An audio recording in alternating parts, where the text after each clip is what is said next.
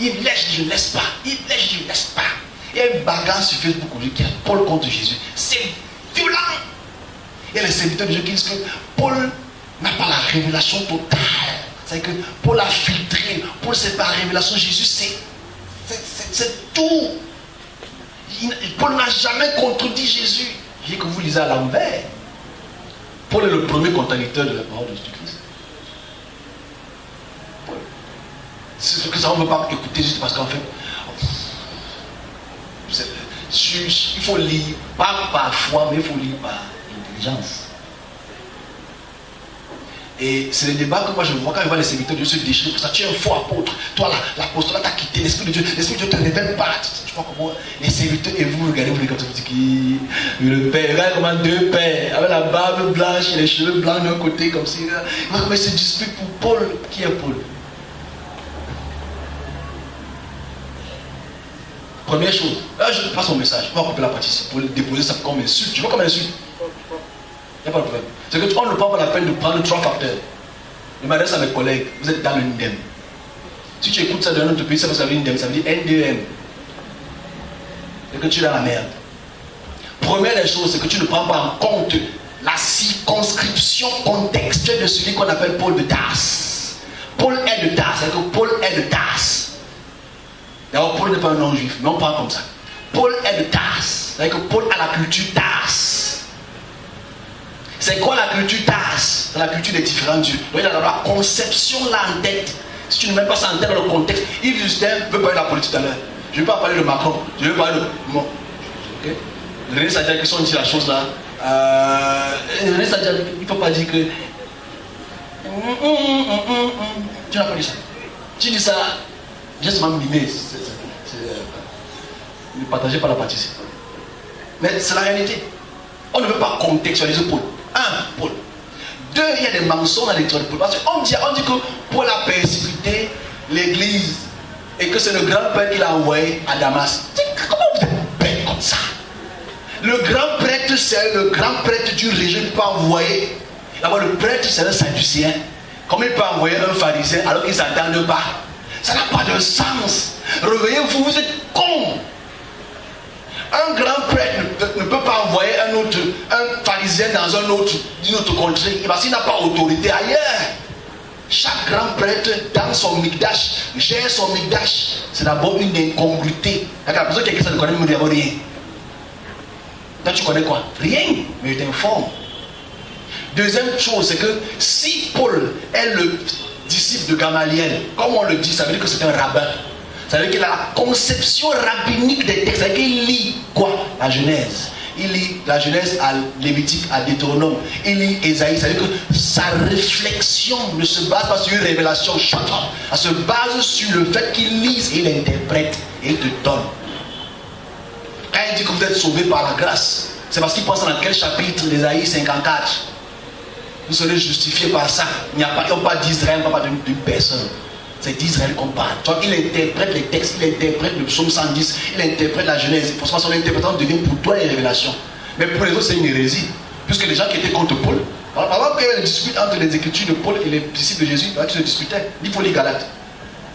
Et quand tu lis Galates, tu comprends que Paul était en divergence avec les apôtres sur la nourriture, sur la circoncision et sur la loi même. Voilà pourquoi à la fin, on a coupé la tête de Paul, on l'a rasé, on l'a sanctifié, on l'a purifié. Il faut lire Actes chapitre 20. Actes chapitre 20, c'est aussi dans votre texte. On continue. Parce que je vais dire clair. Donc, ce que Paul dit révèle. Il ne révèle rien. Il interprète le texte de Mosaïque. Il interprète le texte d'Ésaïe. C'est pas interprétation, c'est pas par révélation. La seule révélation qu'il a eue, c'est quand il a vu une lumière taper sa tête et il dit tu bottes, je sais pas ce que tu bottes. À part ça, il n'a rien dit. Parce que quand il dit partagez le Lord's Supper, comment on appelle le mot là? La Pâque, c'est-à-dire fêtez bien la Pâque. La Pâque, c'est une révélation. La Pâque, c'est une culture que les Juifs font. Donc ce n'est pas une révélation. C'est pas que c'est ça, même lire la Bible avec quand même. Deuxième chose, Jésus. Parce que si Paul a pris de Marc, si Paul a pris des 5 livres de Moïse, si Paul a pris d'Ésaïe, des psaumes, c'est là que là il prend sa connaissance. Quand on parle du mariage, il prend ça là-bas. C'est pas tombé du ciel. Quand on parle de la purification, il prend ça là-bas. On oublie même qu'il a demandé aux vierges de coucher ensemble. Il faut lire 1 Corinthiens 7, à partir du verset 21. Bref. Il ne faut pas aussi qu'on oublie que les femmes ne peuvent pas entrer dans le temple. C'est la loi juive. Mais peuvent être sauvées à travers leur enfantement. Timothée, il faut lire. Il faut lire. Vous n'aimez pas lire. Vous aimez seulement les versets pour l'argent. On continue. Parce qu'il faut démolir l'exégète paulinienne, qui n'est qu'une exégète juive, rabbinique. Parce que si tu lis le Talmud c'est les discussions des rabbins. Jésus-Christ, ton juif de Galilée. Jésus-Christ répond à quelle question? Quand on lui pose une question, il répond quoi? Comme le Père m'a dit, ou bien il est écrit. Alors il n'a rien dit, parce qu'il a pris tout ce que Moïse a dit. Point. Donc forcément, s'il n'a rien dit, comment tu peux le prendre pour Dieu? C'est vous qui êtes con. On fait des débats qui ne sont même pas... Tu dois te poser la question, toi, serviteur de Dieu, qu'est-ce que tu as reçu de Dieu pour donner au peuple? Pas qu'est-ce que Paul a dit pour donner au peuple. C'est là où tu échoues. Et tu amènes la population à échouer. Oh, je veux recevoir les miracles, je sais. Mais si tu me montres un seul verset que Paul a eu comme révélation, je te donne 1 million, que l'église va commencer. Parce qu'il n'y en a pas. Puisque tout ce qu'il dit, c'est ce que Moïse a dit. Si Jésus vient là, oh, comment il fait pour te sauver? Il est écrit. Il est écrit. Il est écrit. Il ne dit rien de lui-même. Qu'est-ce que Dieu l'a dit? Le Père a dit quoi? Même quand il est sur la montagne de la tentation, parce que comment on peut tenter Dieu, mais c'est pas grave. On est tenté par Dieu. Et qu'est-ce qu'il dit? Il est écrit. Il est écrit. Il est écrit. C'est-à-dire qu'il ne connaît rien à part ce que Moïse a dit. Donc forcément, s'il y a un débat entre Jésus et Paul, c'est un faux débat. On a mettre Paul de côté. On a examiné Jésus sur la lumière des textes. S'il ne dit rien de lui-même, il dit tout de Moïse et des prophètes de la Bible, c'est qu'on doit aussi le mettre. Oh, on a plutôt regardé Moïse. Maintenant, quand on regarde Moïse, est-ce que Moïse est tombé du ciel? Il a aussi fait ça chez les Sumériens. On quitte de coq à l'âne, de l'âne au coq, on arrive à la Genèse qui est les Sumériens. Donc forcément, il faut que les serviteurs de Dieu laissent la Bible et pas voir les textes de Shamash. Ils auront tout compris. Bon, ça, les gens vous applaudissent derrière là-bas. Mais c'est vrai. C'est comme si tu apprends à ton petit-fils à dire mouf. Et il dit mouf, tu penses que c'est une révélation. Va voir son grand frère. Qui t'a appris à dire mouf? C'est moi qui t'ai appris à dire mouf. Ok? Grand frère qui t'a appris à dire mouf? C'est papa qui m'a appris à dire mouf. Papa qui t'a appris à dire mouf, c'est mon grand frère qui m'a appris à dire mouf. On doit donc remonter à la source. Parce que tout ce que Jésus fait, et même que Mohammed fait, ne tombe pas du ciel. La base de la connaissance de toutes les écritures, de toutes les religions abrahamiques, c'est Moïse. Moïse est le centre. Sans Moïse, il n'y a pas de Bible. Et sans les Azéens, il n'y a pas Moïse. C'est une démonstration indébattable.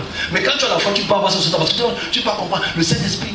Comment le Saint-Esprit peut être discordant, inconcordant, dissonant, divisible, bagarreur, séparateur, instigateur.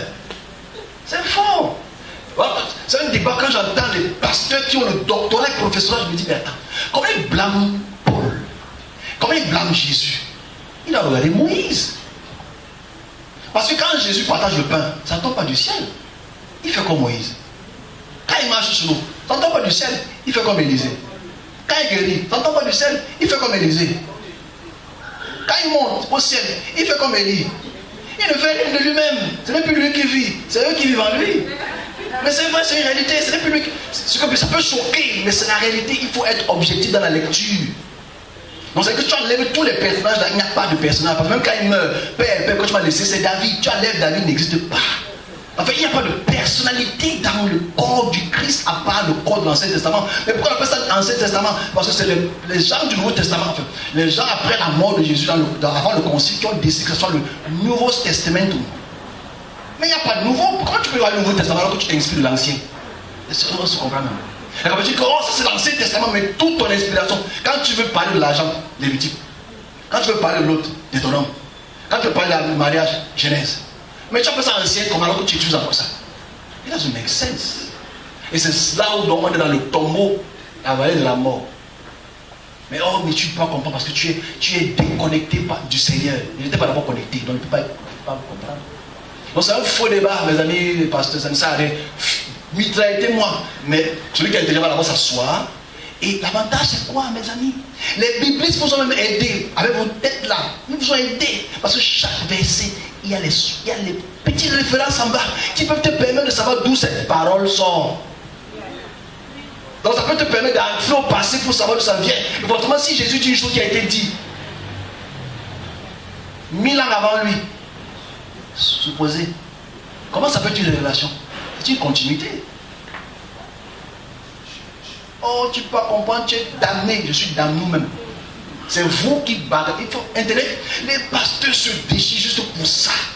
Donc mon ami Suleiman qui a dit sa vérité, que lui préfère suivre Jésus, moi il dit que moi, si tu es bon de suivre Jésus, il faut aussi suivre Moïse. Après que tu suives Moïse, va voir Shamash. Après que tu viens sur Shamash, va voir Enlil. Dès que tu attaques toujours le plafond du ciel. Parce que c'est tous les lois d'Enlil. J'en ai fini. Mon petit coup de gueule qui ne va même pas avoir 3 vues. Bon, mais ça va passer. C'est tout. On peut se fâcher, mais tu ne comprends rien. C'est que vous, quand vous, les chrétiens 2.0 là, qui m'écrivent à 3h du matin là, parce que je veux qu'il y ait un psaume. Quand tu lis le verset du psaume, mon frère, il faut lire. Parce que c'est ça qui s'appelle exégète. Je suis un exégète biblique, je suis un doctorat. Tu es docteur, rien. Non, tu n'es rien parce que ta lecture, elle est subjective. Elle n'est pas objective. Tu lis parce que tu veux plaire à l'audience. Tu lis pas parce que tu veux être objectif et apporter l'objectivité au peuple. Et aujourd'hui, vous allez fêter une fête d'un homme qui est mort, ça ne gêne personne. Et que dans 2 semaines, Dieu meurt. Si vous créez, dans 2 semaines, Dieu meurt. Je répète encore ce que ça ne sert à rien. Dans 2 semaines, Dieu meurt. Et quand le soleil se lève à l'équinoxe, il revient. Tous les ans, on fait la mort de Dieu et sa résurrection. On appelle ça l'acculturation et l'acculturation. Que la culture te garde dans un psychosomatique, c'est là, tu dors, tu peux te réveiller, tu dis, c'est Dieu, il peut mourir, il peut revenir.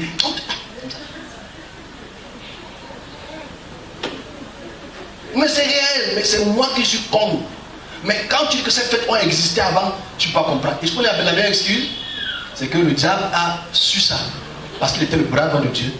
Il a alors instruit les peuples avant que Jésus arrive pour faire ça avant, pour vous détruire. Donc Dieu va plus changer ça. It's crazy, man. Mais on va fêter ça, mon frère. On va manger la mort de Dieu. On va manger sa résurrection. Il est ressuscité. Il a quitté. Il a les humains, 4 milliards d'humains. Dieu est mort, il est ressuscité. Amen. Alléluia. Coucou. Tu es professeur, tu es docteur, mais tu es coucou. Mais c'est la réalité. Même nous sommes à l'ère de la connaissance, c'est-à-dire que nous sommes à l'ère où la connaissance est ouverte pour tout le monde. Mais les gens qui décident de débrancher le cerveau. Parce que, on ne parle pas mal du Seigneur. Bon, les musulmans qui parlent mal du Seigneur depuis là, ils font comment? Les Chinois qui sont 1,5 milliard qui parlent mal du Seigneur, ils font comment? Les Indiens qui sont 1,6 milliard d'humains qui parlent mal du Seigneur, ils font comment? Il faut arrêter l'erreur cérébrale là. Si le système des erreurs est bloqué dans ta tête, il faut seulement reprogrammer. Bon, on allait finir pour la Pâque. Bonne fête de Pâques. Bonne fête. Non, bonne fête en fait. Moi, on me dit de manger, je mange. Je m'assure que tu vois comment tu vois, comment je vois, comment tu me vois. Je vais prendre plein de macabos. Je mets ça sur table. Je te regarde comme ça là. Je dis ça, c'est pas pour le Seigneur, mon frère. Ça, je dis, mais c'est parce que tu as bien cook. Non, c'est le repas du Seigneur. Le Seigneur où? Il est mort, il est parmi nous, il est où? Il est dans mon cœur. Ton cœur est noir comme ça. Hein? Non, et c'est révoltant de voir à quel point les plus intelligents sont là comme ça. Là. Tu es mort, tu lis.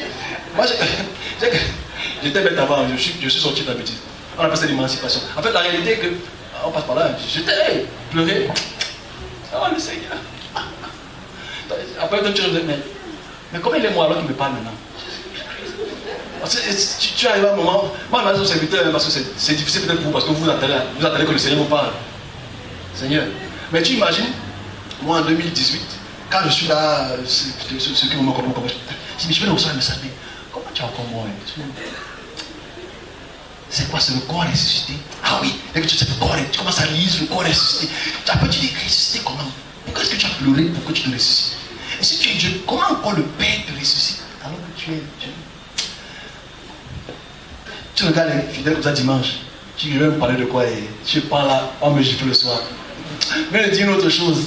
Je suis content de cette merde. C'est une mierdasse.